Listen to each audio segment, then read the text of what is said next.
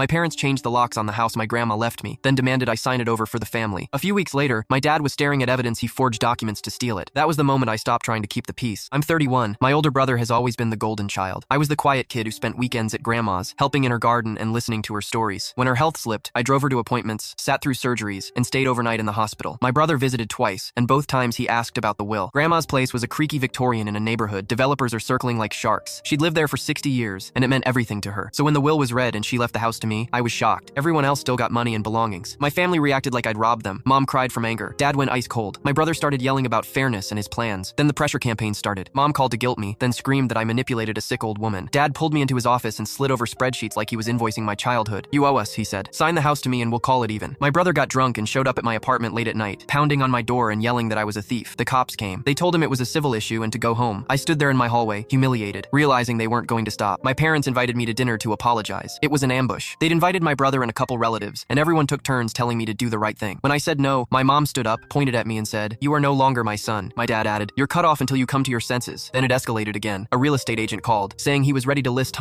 my Times house. My dad had contacted him on my behalf because I was too emotional. My neighbor at the house said strangers were measuring the property and trying the doors, and my brother's lawyer sent a letter claiming I'd isolated grandma and forced her to change her will. None of it was true. It was just written to sound believable. That's when my uncle, my dad's younger brother, showed up at my door with a suitcase. "I'm here," he said, "and I'm done watching Robert bully people." He brought a friend, an estate attorney who took one look at the threats and asked, "Has anyone been to the house with a key?" We drove there immediately. My key didn't turn. It caught, then slipped. I stared at the lock. Then I saw the fresh metal. Then the new deadbolt. My uncle whispered, "They changed it." My hands started shaking. The locksmith popped the door. Inside, drawers were half open like someone left in a hurry. Grandma's desk was stripped bare. Photo albums were missing from the shelf. Her document folder was gone. It felt like someone had stolen the air out of the room. My neighbor walked over and casually said, "Your parents were here with a locksmith a few days ago. They told me they were securing it for the estate." Our attorney's face went flat. "That's trespass," he said, "and theft." 2 days later, he found what my dad never wanted found. Weeks before Grandma died, my dad submitted a power of attorney paper to her bank. It was rejected because the signature didn't match. Months earlier, he tried to add himself to the deed, and that got blocked too because Grandma called the county and reported it. Then Grandma, being smarter than all of us, handed us the checkmate. A neighbor gave us an envelope. Grandma left, "If anything strange happens." Inside was a letter saying my dad had pressured her to sign papers and that she kept copies in a safety deposit box. We went straight to the bank. The box had forged documents, recordings of my dad pressuring her, and proof he'd been taking money he wasn't supposed to touch. So we stopped playing defense. We countersued for fraud and elder financial abuse. My parents spammed my phone and tried to smear me at work. My boss shut it down. My brother's contest got tossed by the judge. My dad took a plea deal and had to pay restitution, do probation, and do community service. Now the house is legally mine. New locks, cameras. I moved in and started restoring the garden first because Grandma would have wanted that. My parents had to downsize. My brother vanished for a while, then texted, "Grandma made the right choice." So yeah, I kept the house. And I let the people who tried to steal from a dying woman deal with the consequences. What would you have done in my spot? Hand it over for peace or fight back?